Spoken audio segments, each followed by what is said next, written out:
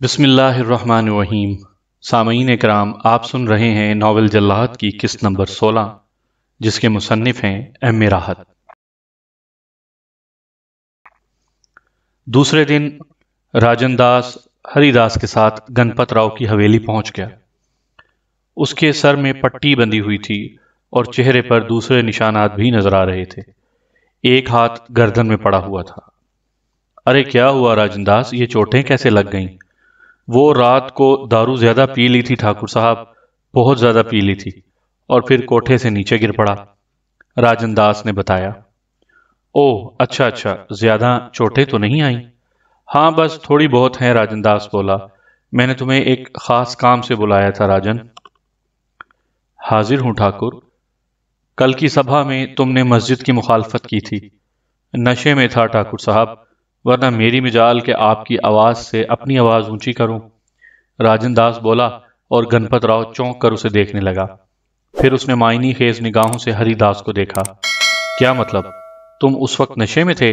ہاں ٹھاکر صاحب، معاف کر دیں۔ ارے نہیں راجن داس، مجھے تو تمہاری دھرم بھکتی سے خوشی ہوئی تھی، کم از کم تمہارے من میں دھرم سے پریم تو ہے۔ گنپت راؤ اب گہری نگاہوں سے اس کی چوٹوں کو دیکھ رہا تھا۔ نہیں ٹھاکر صاحب، آپ نے ٹھیک کہا تھا، مسلمانوں کا بھی تو دھرم ہے۔ اگر وہ مسجد بنا لیں تو ہندوؤں کو اعتراض نہیں ہونا چاہیے۔ میں چاہتا ہوں راجن داس کہ تم مسجد بننے کی مخالفت جاری رکھو، گنپت راؤ نے کہا، اور راجن داس کا چہرہ خوف سے زرد ہو گیا۔ مگر آپ نے تو ٹھاکر صاحب۔ ہاں لیکن تم اب مسجد کی مخالفت جاری رکھو گے، یہ میرا حکم ہے۔ معافی چاہتا ہوں ٹھاکر جی، میں بال بچوں والا آدمی ہوں، دوسرے بہت سے کام ہیں مجھے۔ اس تبدیلی کی کوئی خاص وجہ ہے راجن؟ وجہ تو کچھ بھی نہیں ہے ٹھاکر جی، راجن گھبرا کر بولا، اور گنپت راؤ کے ہونٹوں پر مسکراہٹ پھیل گئی۔ میں نے اسی لیے تمہیں بلایا تھا راجن کہ اگر ابھی تک تمہارے دماغ میں مخالفت ہے تو تمہیں ٹھیک کر دوں، سمجھے تم؟ جی، راجن حیرت سے بولا، تمہارے دل کی بات اگلوانا چاہتا تھا۔ مسجد بنے گی، اوش بنے گی، ہر قسم کی مخالفت کچل دی جائے گی۔ اچھا ہے تم خود بخود ٹھیک ہو گئے، جاؤ اور مسجد کے مخالفت میں تم ایک لفظ بھی نہ کہنا۔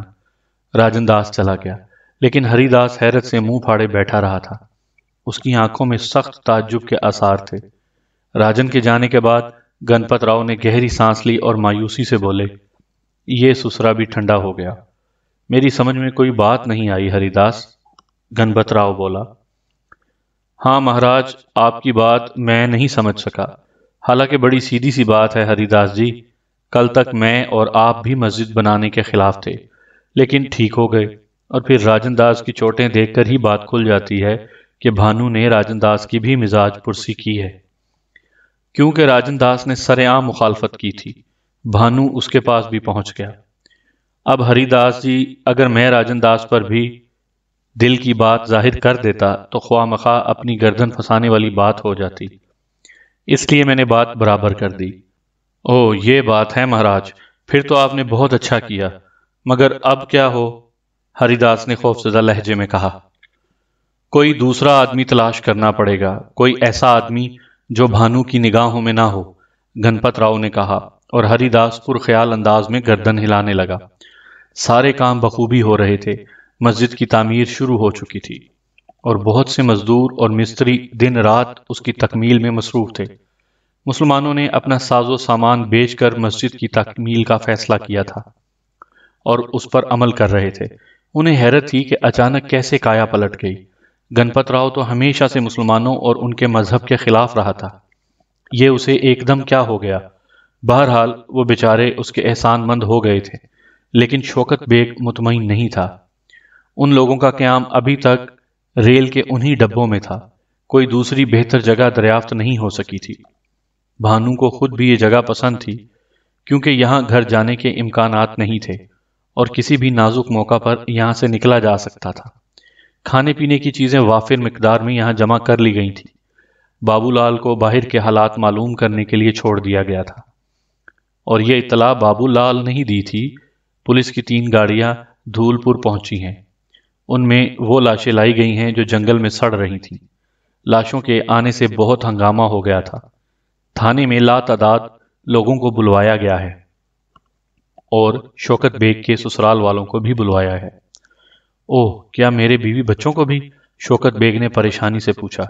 नहीं, मेरे ख्याल में वो नहीं है। अब मैं क्या करूं भानु महाराज? शौकत बेग ने परेशानी से पूछा। ये बात मालूम होनी चाहिए बाबूलाल कि पुलिस खुद आई है या बुलवाई गई है, भानु ने हाथ मलते हुए पूछा। उससे कोई फायदा नहीं है भानु, पुलिस खुद भी आ सकती है।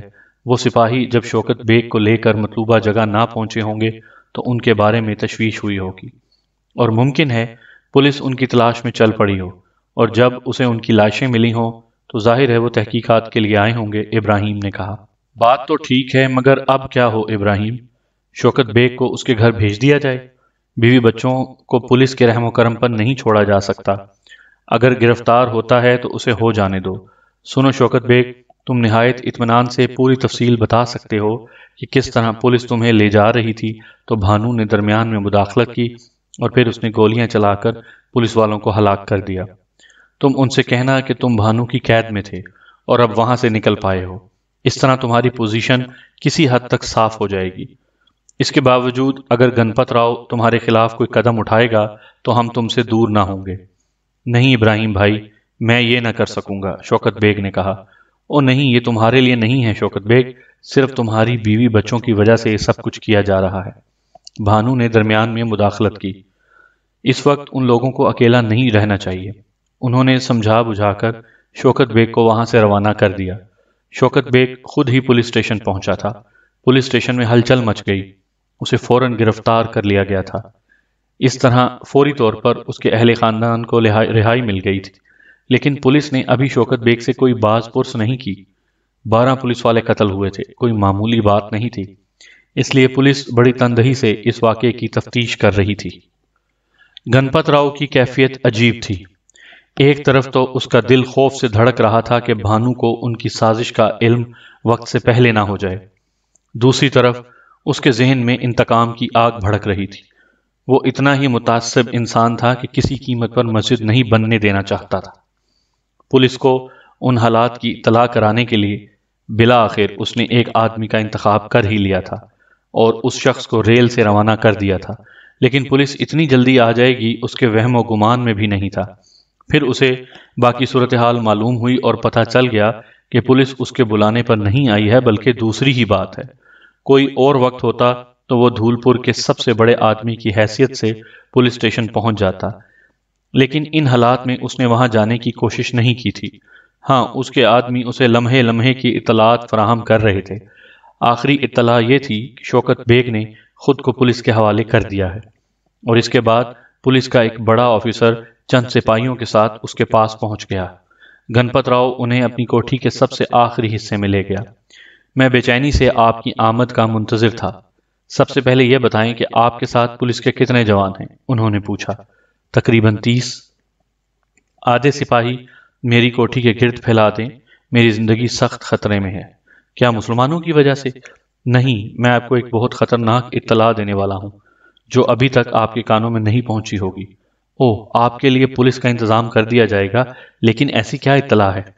अपनी हिफाजत के बगैर मैं इसके लिए तैयार नहीं हूं। मैंने सारी इत्तलात के साथ एक आदमी को दिल्ली भेजा है। जब तक दिल्ली से मेरे लिए मदद ना आ जाए, आपको यहां मेरी हिफाजत के लिए रुकना होगा। आपकी हिफाजत हमारा फर्ज है। अगर जरूरत महसूस हुई तो पुलिस इस वक्त तक यहां से नहीं जाएगी जब तक आपके लिए माकूल बंदोबस्त ना हो जाए। आप मुझे यकीन दिलाते हैं? हाँ, पूरा यकीन। तो फिर सुने, भानु चौहान यहाँ मौजूद है, गणपत राव ने कहा, और पुलिस अफसर उछल पड़ा। इत्तला वाकई सनसनीखेज थी। कहाँ है वो? आपको कैसे मालूम? उसने मुतहराना लहजे में पूछा। ये सारा खेल उसी का है, वरना शौकत बेग की क्या मिजाल थी कि वो पुलिस के एक भी सिपाही को हलाक कर सकता। गणपत राव ने यह बात हकारत से कही थी, लेकिन यह कुदरत की तरफ से शौकत बेग की इमदाद थी। इस तरह शौकत बेग के सर से 12 पुलिस वालों के कत्ल का इल्जाम हट गया था। गणपत राव ने पुलिस अफसरान को पूरी कहानी सुना दी और पुलिस अफसरान सख्त मुतजस्सिस नजर आने लगे। धूलपुर में भानु का ठिकाना कहाँ हो सकता है? ये बात शौकत बेग बता सकेगा? गणपत राव ने कहा।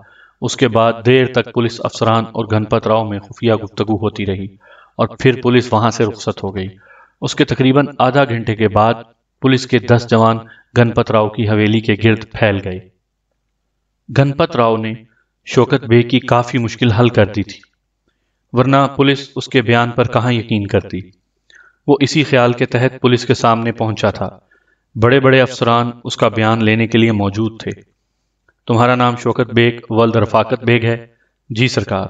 گنپت راؤ کے ہاں ڈکیتی میں تم شریک تھے؟ ہرگز نہیں سرکار، یہ صرف مسلمانوں کو مسجد بنانے سے روکنے کی ایک کوشش تھی۔ میں دہلی جا کر حکومت کو اس بات سے آگاہ کرنا چاہتا تھا کہ مقامی ہندو فساد پیدا کر رہے ہیں۔ صرف اس وجہ سے گنپت راؤ نے میرے خلاف یہ کیس بنوا دیا تھا۔ اس کے بعد پولیس نے تمہیں گرفتار کر لیا تھا؟ پولیس افسر نے اسے بغور دیکھتے ہوئے کہا۔ ہاں، دھولپور سے 4 کوس دور پولیس پر گولیاں چلائی گئیں اور پھر باقاعدہ مقابلے کے بعد تمام پولیس والوں کو ہلاک کر دیا گیا، شوکت بیگ نے جواب دیا۔ وہ کون لوگ تھے؟ ڈاکو بھانو اور اس کے ساتھی۔ تمہیں کیسے معلوم ہوا کہ وہ بھانو ہے؟ اس کے ساتھیوں نے پولیس کی ہلاکت کے بعد بھانو مہاراج کے نعرے لگائے تھے۔ پھر اس کے بعد کیا ہوا؟ بھانو نے مجھ سے میری گرفتاری کے بارے میں پوچھا تو میں نے اسے ساری تفصیلات بتا دیں اور پھر وہ مجھے لے کر یہاں آ گیا۔ شوکت بیگ نے اس کے بعد کی ساری تفصیل انہیں بتا دی۔ بھانو کے ٹھکانے کے بارے میں اس نے البتہ غلط بیانی کی تھی اور بتایا کہ وہ اسٹیشن کے عقب میں باغ میں چھپا ہوا ہے۔ اس کے اس بیان سے پولیس افسران کے اضطراب میں اضافہ ہو گیا اور سوال کرنے والے افسر نے پوچھا، بھانو کے ساتھ کتنے لوگ ہیں؟ وہ صرف 3 آدمی ہیں۔ کیا نام ہے ان کے؟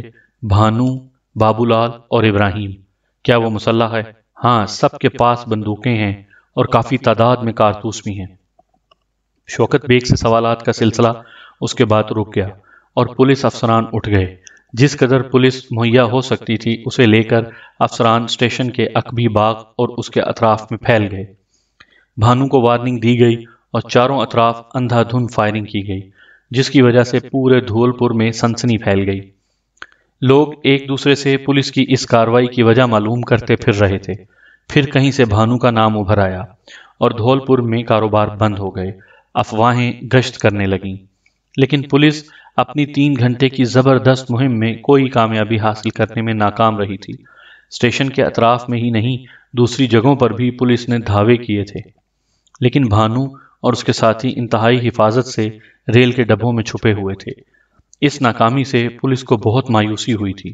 ایک میٹنگ ہوئی جس میں ان حالات پر تبصرے ہونے لگے۔ چند افسروں کا خیال تھا کہ شوکت بیگ نے ان لوگوں کی صحیح نشاندہی نہیں کی اور پولیس کو دھوکہ دیا ہے، لیکن دوسرے چند پولیس افسران کا خیال اس سے مختلف تھا۔ انہوں نے دلیل پیش کی تھی کہ شوکت بیگ چونکہ دھولپور کا ایک عام آدمی ہے، بھانو جیسے خطرناک آدمی سے اس کا کوئی گہرا تعلق نہیں ہو سکتا۔ یہ دوسری بات ہے کہ بھانو نے اس کے مشن کی تکمیل میں اس کی مدد کی، لیکن اس نے شوکت بیگ کو اپنے ٹھکانے سے بھی باخبر رکھا ہوگا۔ یہ مشکل تھا۔ بہرحال اس پولیس افسر نے جو گنپت راؤ سے ملا تھا، بالآخر گنپت راؤ کی تجویز پیش کی۔ شری گنپت راؤ کا خیال ہے کہ شوکت بیگ کے بیوی بچوں کو پولیس اپنی تحویل میں لے لے اور اس کے بعد شوکت بیگ کو رہا کر کے اس کی نگرانی کی جائے۔ اس طرح پولیس بھانو تک پہنچ سکتی ہے۔ تمام افسروں نے اس تجویز کو پسند کیا۔ یہ عمدہ بات ہے۔ اس طرح اس بات کی تصدیق ہو جائے گی کہ شوکت بیگ کا تعلق بھانو سے ہے یا نہیں، اور اس پر مکمل اتفاق ہو گیا، اور پولیس کے چند افراد رات کی تاریکی میں شوکت بیگ کی سسرال پہنچ گئے۔ وہاں سے انہوں نے شوکت بیگ کے بیوی بچوں کو اٹھا لیا اور کسی احتجاج کو قبول نہ کیا۔ اس سلسلے میں بنواری لال کے مکان کے ایک حصے کو پولیس نے حاصل کر لیا تھا، جہاں ان لوگوں کو قید کر دیا گیا۔ بنواری لال کو یہ ہدایت گنپت راؤ نے دی تھی۔ آدھی رات کے قریب جبکہ شوکت بیگ تھانے میں ایک بینچ پر سو رہا تھا، اسے جگایا گیا اور کہا کہ پولیس کو اس بات کا ثبوت مل گیا ہے کہ ڈکیتی کا الزام جھوٹا ہے اور پولیس والے تمہاری گولیوں سے نہیں ہلاک ہوئے، اس لیے اب ہمیں تمہاری ضرورت نہیں ہے۔ شوکت بیگ بہت خوش ہو گیا تھا۔ آدھی رات کو وہ اپنے گھر پہنچا اور وہاں سے لباس وغیرہ تبدیل کرنے کے بعد اپنی سسرال پہنچا تاکہ بیوی بچوں کو یہ خوشخبری سنا دے۔ لیکن یہاں ایک بھیانک خبر موجود تھی جس نے اسے لرزا کر رکھ دیا تھا۔ نہیں نہیں، یہ کیسے ممکن ہے؟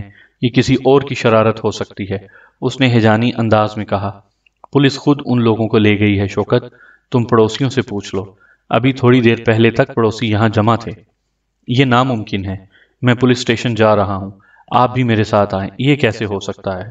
شوکت بیگ نے اپنے سسر 2 سالوں اور بستی کے ایک معتبر مسلمان کو ساتھ لیا اور پولیس اسٹیشن پہنچ گیا۔ افسروں نے اس کا واویلا سنا اور اس سے ہمدردی کا اظہار کرتے ہوئے کہا، بھلا پولیس کو اس کی کیا ضرورت تھی شوکت؟ شوکت بیگ، جو کچھ پوچھنا تھا تم سے پوچھ لیا گیا، تمہارے بیوی بچوں سے پولیس کو کوئی واسطہ نہیں، پھر وہ کہاں گئے؟ تم کافی احمق معلوم ہوتے ہو، ڈاکو کی دوستی بھی کبھی قابل اعتماد ہوتی ہے۔ ممکن ہے بھانو نے تمہاری بیوی کو دیکھ لیا ہو، شاید وہ اسے پسند آ گئی ہو۔ یہ بات تو تم کسی سے معلوم کر سکتے ہو کہ بھانو اکثر پولیس کے بھیس میں رہتا ہے۔ شوکت بیگ کے پورے وجود میں آگ لگ گئی تھی۔ بھانو سے اس کی دوستی زیادہ پرانی نہیں تھی، لیکن اس مختصر وقت میں ہی اسے معلوم ہو گیا تھا کہ آن پر مر مٹنے والے کبھی اعتماد کے قاتل نہیں ہوتے۔ یہ پولیس ہی کی چال معلوم ہوتی ہے۔ تھانے میں چند پولیس والے موجود تھے، ان کی شناخت کرا دی گئی۔ شوکت بیگ کے بیوی بچوں کو لانے والے ان میں نہ تھے۔ ان لوگوں کو تو بنواری لال کے مکان پر ہی رکھا گیا تھا، اس لیے وہ کہاں سے ملتے؟ شوکت بیگ دل میں طوفان چھپائے تھانے سے لوٹ آیا، لیکن اسے سکون کہاں تھا؟ اس کے ذہن میں آندھیاں چل رہی تھیں۔ اس کا دوسرا خیال گنپت راؤ کی طرف گیا۔ گنپت راؤ کی فطرت وہ اچھی طرح پہچانتا تھا، اور پھر بھانو نے شوکت بیگ کے ہاتھوں اس کے جوتے بھی لگوائے تھے، اس لیے وہ اچھل پڑا اور پھر اس نے گنپت راؤ کی حویلی کا رخ کیا۔ رات کی تاریکی میں ڈوبی ہوئی حویلی سنسان اور خاموش تھی۔ بڑے پھاٹک کے پاس پہنچ کر شوکت بیگ نے پھاٹک زور سے بجایا۔ خاموشی میں یہ آواز کافی بلند تھی اور دور تک سنی گئی تھی۔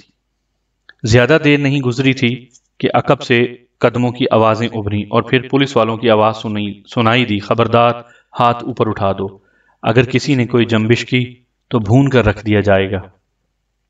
سہمے ہوئے لوگوں نے جلدی سے ہاتھ بلند کر دیے اور پولیس والے سامنے آ گئے۔ وہ بہت پرجوش تھے، لیکن انہیں نہتہ دیکھ کر وہ حیران رہ گئے۔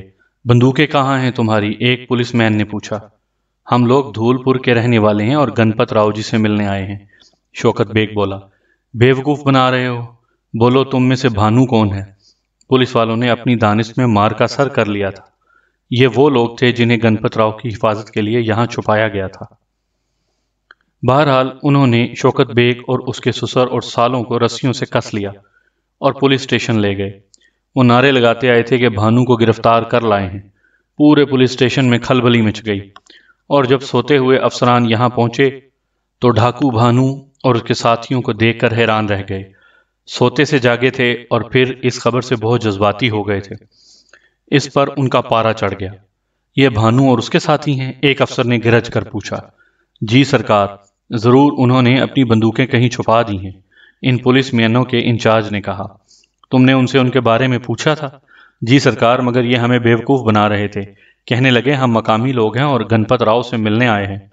گدے کے بچوں، یہ لوگ ٹھیک کہہ رہے تھے، جاؤ اپنی ڈیوٹی پر جاؤ، اگر گنپت راؤ کو کوئی نقصان پہنچا تو تمہیں پھانسی لگوا دی جائے گی، افسر نے چیخ کر کہا، اور انچارج صاحب کے مزاج ٹھکانے آ گئے۔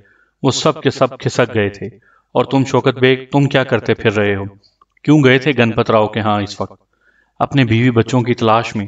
سن لیں افسر صاحب، اگر میرے بیوی بچے نہ ملے تو شوکت بیگ نے نہایت جذبات سے خاموش ہو گیا۔ اس کی آنکھیں خون کی طرح سرخ ہو گئی تھیں۔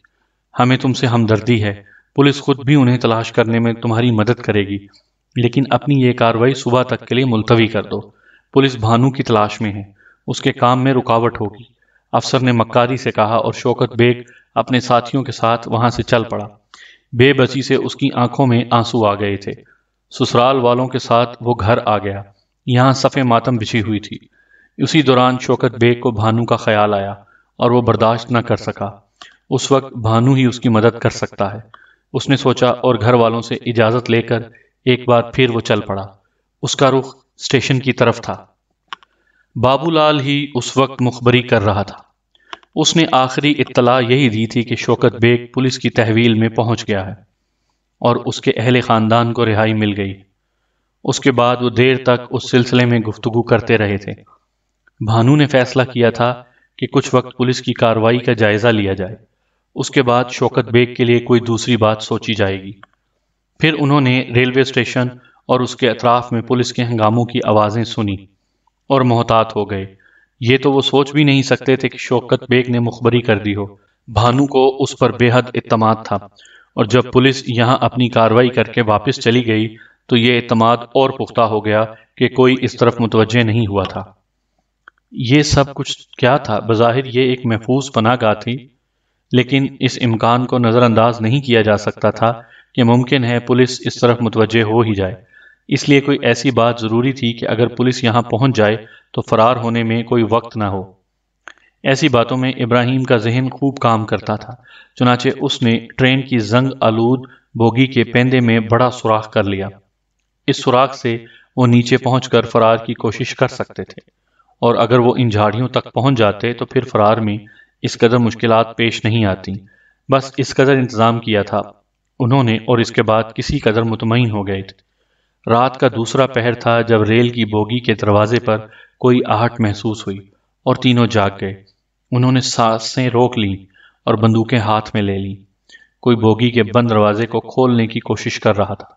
ابراہیم نے غیر محسوس انداز میں بوگی کے دروازے کا بولٹ بندوق کی نال سے گرا دیا، اور دروازہ کھولنے والا اپنی کوشش میں کامیاب ہو گیا۔ بھانو مہاراج، ابراہیم بھائی، بابو لال، کیا تم شوکت بیگ کی کانپتی ہوئی آواز سنائی دی، اور انہوں نے گہری گہری سانسیں لیں، پھر اپنی جگہ سے ہٹ گئے۔ ہاں، سب موجود ہیں شوکت بیگ، دروازہ بند کر دو، ابراہیم نے کہا، اور شوکت بیگ نے پلٹ کر بوگی کا دروازہ بند کر دیا۔ رات کی تاریکی میں وہ اس کا چہرہ تو نہیں دیکھ سکتے تھے، لیکن اس کی کانپتی ہوئی آواز سے انہوں نے محسوس کر لیا تھا کہ کوئی خاص بات ہے۔ کیا تم تھانے سے فرار ہوئے تھے شوکت بیگ؟ بھانو نے پوچھا۔ نہیں بھانو مہاراج، انہوں نے خود مجھے رہا کر دیا تھا۔ اوہ، کیا کہہ کر؟ تمہاری موجودگی کی خبر عام ہو گئی ہے۔ انہوں نے مجھے بے قصور کہہ کر رہا کیا تھا، لیکن ہاں لیکن کیا؟ میری بیوی اور دونوں بچوں کو کوئی وہاں سے لے گیا۔ شوکت بیگ نے بھرائی ہوئی آواز میں پوری رودات سنا دی۔ بھانو اور دوسرے لوگ خاموشی سے یہ تفصیل سن رہے تھے۔ شوکت بیگ کے خاموش ہونے کے بعد بھی وہ دیر تک اس سازش پر غور کرتے رہے۔ پھر بھانو بولا، گنپت راؤ کی حویلی پولیس کی نگرانی میں ہے۔ ہاں، اس کا مطلب ہے کہ گنپت راؤ چال چل گیا۔ یہ اسی کی حرکت ہو سکتی ہے، بھانو نے گردن ہلاتے ہوئے کہا، اور پھر شوکت بیگ کے شانے پر ہاتھ رکھ کر بولا، غم زدہ مت ہو شوکت بیگ، یہ دولت مند گدھے اسی طرح ڈاکو جنم دیتے ہیں۔ میں بھی ایک دولت مند کے ہاتھوں اپنی ماں، بہن اور باپ کو کھو چکا ہوں، لیکن اس کے بعد سے اب تک سینکڑوں دولت مند میرے ہاتھوں اپنا جیون کھو چکے ہیں۔ تم بالکل چنتا مت کرو، تمہاری بیوی اور بچے اگر جیتے رہے تو تمہیں واپس ضرور ملیں گے، یہ بھانو کا وچن ہے۔ اگر گنپت راؤ نے تمہارے خلاف یہ سازش کی ہے تو اس کے خاندان میں کسی کو بھی جیتا نہ چھوڑوں گا۔ شوکت بیگ نے گردن جھکا لی تھی۔ کافی دیر تک خاموشی رہی، پھر ابراہیم نے پرخیال انداز میں کہا، ایک بات سمجھ میں نہیں آئی بھانو، کہ پولیس نے شوکت بیگ کو آزادی کیسے دے دی؟ اس کا کیا مقصد ہے؟ ڈکیتی کا کیس، اور پھر ان پولیس والوں کا قتل، اور پولیس گنپت راؤ سے ضرور ملی ہوگی۔ کیا گنپت راؤ نے اسے یہ نہیں بتایا ہوگا کہ شوکت بیگ کے ساتھ بھانو کی دوستی ہے؟ ابراہیم رک رک کر یہ ساری باتیں کر رہا تھا۔ تمہارا کیا خیال ہے ابراہیم؟ بھانو نے پوچھا۔ مجھے اس میں بھی کسی سازش کی بو آ رہی ہے، ابراہیم نے جواب دیا۔ شام کپور عمر رسیدہ افسر تھا، دہلی سے تھوڑے سے فاصلے پر ایک تھانے میں تعینات تھا، اور اپنے علاقے میں کافی عقل مندی سے کنٹرول کیے ہوئے تھا۔ اسے جرائم کی روک تھام اور انگریز سرکار کے منہ چڑوں کو خوش رکھنے کے گر آتے تھے، اس لیے کبھی اس کے خلاف کوئی آواز نہیں اٹھتی تھی۔ خوب دولت کمائی تھی، خوب غریبوں کو لوٹا تھا، اور دولت مندوں سے انعامات حاصل کیے تھے، اس لیے بہت سے رشتہ داروں کے ناموں سے زمینیں اور جائیدادیں بنا رکھی تھی۔ لیکن طویل عرصے سے وہ بھی بھانو زدہ ہو گیا تھا۔ بھانو کا نام راجستھان کے علاقے سے بلند ہوا تھا اور دہلی تک پہنچ چکا تھا۔ شام کپور کی زیرک نگاہوں نے بھانپ لیا تھا کہ بھانو ٹیڑھی کھیر ہے، اور اس کے بارے میں زیادہ سرگرم ہونا حماقت ہوگی۔ وہ دوسروں کے تجربات کا مشاہدہ کرتا رہا تھا۔ ہاں، جب بھانو نے ان علاقوں کا رخ کیا تھا اور انگریز حکام نے پورے علاقے کی پولیس کی ذمہ داریاں بھانو کے خلاف لگا دی تھیں، تو یہ بھی جنگل گردی کرتا رہا تھا، لیکن بچ بچ کر، اور یہ اس کی خوش بختی تھی کہ بھانو نے اس علاقے میں کوئی واردات نہیں کی تھی اور دہلی پہنچ گیا۔ دہلی میں اس نے کانتی لال جی کا جو حشر کیا تھا وہ بھی شام کپور سے پوشیدہ نہیں تھا۔ دھولپور کی اس واردات میں اس کے وہم و گمان میں بھی نہیں تھا کہ کسی طور پر بھانو کا نام بھی سننے کو مل جائے گا۔ اس کے 12 آدمی قتل ہو گئے تھے، جن کے لیے جواب دہی مشکل تھی۔ اور یہ اس کی خوش بختی تھی کہ بھانو کا نام اس خون ریزی میں شامل ہو گیا تھا۔ گنپت راؤ سے بھانو کے بارے میں تفصیل سن کر وہ ابتدا میں سخت کشمکش کا شکار رہا تھا کہ بھانو سے الجھنے کی کوشش کرے یا نہ کرے، لیکن لالچ کسے چھوڑتا ہے۔ اس نے بڑی حسرت سے سوچا تھا کہ کاش بھانو اس کے ہاتھ لگ جائے۔ اگر یہ مایا اس کے ہاتھ لگ جائے تو ترقی کی کئی سیڑھیاں پھلانگ جائے گا۔ چنانچہ اس نے جان کی بازی لگانے کا فیصلہ کر ہی لیا تھا۔ ابھی تک اس کی تدبیریں کارگر ہو رہی تھیں۔ شوکت بیگ کے ذریعے اور گنپت راؤ کی مدد سے اس نے جو جال پھیلایا تھا، ابھی تک اس کے پھندے بھانو کے گرد کس رہے تھے اور وہ جال کی ڈوری ہلنے کا منتظر تھا۔ پولیس اسٹیشن میں بظاہر ایسی خاموشی چھائی ہوئی تھی جیسے سب سو رہے ہوں، لیکن حقیقت یہ تھی کہ شام کپور کے ساتھ آئے ہوئے سارے کانسٹیبل وردیاں پہنے بستروں پر لیٹے ہوئے تھے اور ان کی بندوقیں ان کے پاس رکھی ہوئی تھیں۔ انہیں جوتے اتارنے کی اجازت بھی نہیں دی گئی تھی تاکہ کسی اطلاع پر چل پڑنے میں دیر نہ لگے۔ خود شام کپور بھی اسی طرح تیار تھا۔ یہ رات جاگنے کی رات تھی کیونکہ اس کے کئی مخبر شوکت بیگ کے پیچھے لگے ہوئے تھے اور اس کی ایک ایک جنبش کی نگرانی کر رہے تھے۔ اس وقت رات کا تیسرا پہر ختم ہونے کو تھا جب ایک مخبر آندھی اور طوفان کی طرح اس کے کمرے میں گھس آیا۔ وہ بری طرح ہانپ رہا تھا اور اس کی سانس سینے میں نہیں سما رہی تھی۔ شام کپور اچھل کر بیٹھ گیا۔ ہاں کہو، جلدی کہو۔ وہ شوکت بیگ سرکار۔ ہاں آگے کہو، حواس قائم رکھو، شام کپور نے اسے تسلی دی۔ اسٹیشن، ریلوے اسٹیشن، باغ میں، شام کپور بولا۔ یہاں ڈبوں میں سرکار، مال گاڑی کے ناکارہ ڈبوں میں جو اسٹیشن سے بہت دور بیکار کھڑے تھے۔ اوہ ٹھیک ہے، کیا یہاں تم نے بھانو کو بھی دیکھا ہے؟ نہیں سرکار، مگر وہ ڈبے کو بجا رہا تھا۔ اندر ضرور کوئی تھا کیونکہ ڈبے کا دروازہ کھل گیا تھا اور پھر وہ اندر چلا گیا تھا۔ ریل کے ناکارہ ڈبے؟ شام کپور نے پرخیال انداز میں گردن ہلا دی اور پھر چونک کر بولا، وہاں کسی کو چھوڑا ہے یا سب دوڑے آ گئے ہو؟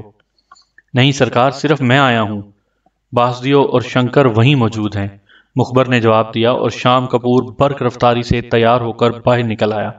سوتے جاگتے پولیس والوں کو بھی 10 منٹ کے اندر تیار ہونے کا حکم دے دیا اور پھر انتہائی عجلت میں تیار ہو کر اسٹیشن کی طرف روانہ ہو گئے۔ اسٹیشن ماسٹر کو اس کے گھر سے جگا کر لانا پڑا تھا۔ پولیس کو دیکھ کر اس کی گھگی بن گئی تھی۔ یہ ریل کے خالی ڈبے کیسے ہیں؟ شام کپور نے خالی ڈبوں کی طرف اشارہ کرتے ہوئے کہا۔ کچھ میں مال بھرا ہوا ہے سرکار، اور کچھ بوگیاں ایسی ہیں جو یہاں سے لگتی ہیں۔ ٹھیک ہے، میں تھوڑی دیر کے لیے ان بوگیوں کو استعمال کرنا چاہتا ہوں۔ ضرور سرکار۔ اسٹیشن ماسٹر کی ٹانگیں اب بھی لرز رہی تھیں۔ کوئی فالتو انجن موجود ہے انہیں یہاں سے ہٹانے کے لیے؟ جی سرکار، موجود ہے۔ تیار کرواؤ اسے جلدی، میں تمہیں سچویشن سمجھائے دیتا ہوں، شام کپور نے کہا، اور اسٹیشن ماسٹر تیار ہو گیا۔ تھوڑی دیر کے بعد انجن ایک بوگی لے کر اس طرف چل پڑا جہاں وہ ناکارہ ڈبے کھڑے ہوئے تھے۔ اس بوگی میں 16 پولیس والے موجود تھے۔ بوگی کو ریلوے لائن پر ناکارہ ڈبوں کے مقابل کھڑا کر دیا گیا، پھر انجن اسے چھوڑ کر واپس چلا گیا۔ اس کے بعد اس نے ایک دوسری بوگی جس میں 10 پولیس والے موجود تھے ڈبوں کے دوسری طرف لا کھڑی کی، اور ایک سمت کملا شنکر نے اور دوسری سمت شام کپور نے پوزیشن سنبھال لی۔ اب انجن کو آخری کام انجام دینا تھا اور وہ اس کی تیاری کرنے لگا۔ مال گاڑی کے ایک خالی ڈبے کو اس لائن پر لایا گیا جس پر 2 ناکارہ ڈبے کھڑے ہوئے تھے، اور پھر انجن اس خالی ڈبے کو لے کر کافی دور چلا گیا۔ دونوں طرف سرخ سگنل دیے گئے تھے تاکہ ادھر ادھر سے آنے والی گاڑیاں رک جائیں اور کارروائیوں کو پورا ہونے دیں۔ انجن اس خالی ڈبے کو لے کر برق رفتاری سے دور جا رہا تھا اور پھر وہ رک گیا۔ اس کے بعد وہ ریورس میں چل پڑا اور اس کی رفتار تیز سے تیز ہونے لگی۔ واپس چلنے سے قبل اس کی درمیانی کنڈی ہٹا دی گئی تھی اور بوگی فری ہو گئی تھی۔ کافی رفتار سے چلتے ہوئے بالآخر وہ ناکارہ ڈبوں سے تھوڑے فاصلے پر آ گیا اور پھر اس نے خوفناک دھکا مارا اور رک گیا۔ خالی بوگی لائن پر ان ناکارہ ڈبوں کی طرف لپکنے لگی اور وہ دونوں سمت کی بوگیوں میں چھپے ہوئے پولیس والے تیار ہو گئے۔ بابو لال نے تجویز پیش کی تھی کہ یہاں سے نکل چلا جائے اور کوئی دوسری پناہ گاہ تلاش کی جائے، لیکن کوئی اور دوسری پناہ گاہ ان کے علم میں نہیں تھی۔ پولیس جس طرح ان کی تلاش میں دندناتی پھر رہی تھی، اس کے تحت اس وقت یہ جگہ محفوظ نہ تھی۔ کہیں بھی وہ پولیس کی نگاہ میں آ سکتے تھے، اس لیے یہ طے پایا کہ یہ رات یہاں گزار دی جائے اور دن کی روشنی میں جنگلوں میں نکل جایا جائے۔ دیر تک وہ بیٹھے سوچتے رہے، پھر بھانو اور بابو لال سو گئے۔ شوکت بیگ سے آرام کرنے کے لیے کہا گیا، لیکن اس کے دل کو لگی ہوئی تھی، وہ نہ سویا اور ایک جگہ ٹیک لگا کر بیٹھ گیا۔ دوسرا آدمی ابراہیم تھا، جسے نیند نہیں آئی تھی۔ اس کی چھٹی حس بتا رہی تھی کہ کچھ ضرور ہوگا۔ شوکت بیگ کو بلا وجہ رہا نہیں کیا گیا ہے۔ صبح ہونے میں اب زیادہ وقت نہیں رہ گیا تھا۔ بھانو اور بابو لال مست نیند سو رہے تھے کہ اچانک قیامت پھٹ پڑی۔ سامعین کرام، آپ سن رہے تھے ناول جلاد کی قسط نمبر 16۔ قسط نمبر 17 سننے کے لیے اگلی ویڈیو کا انتظار کیجیے۔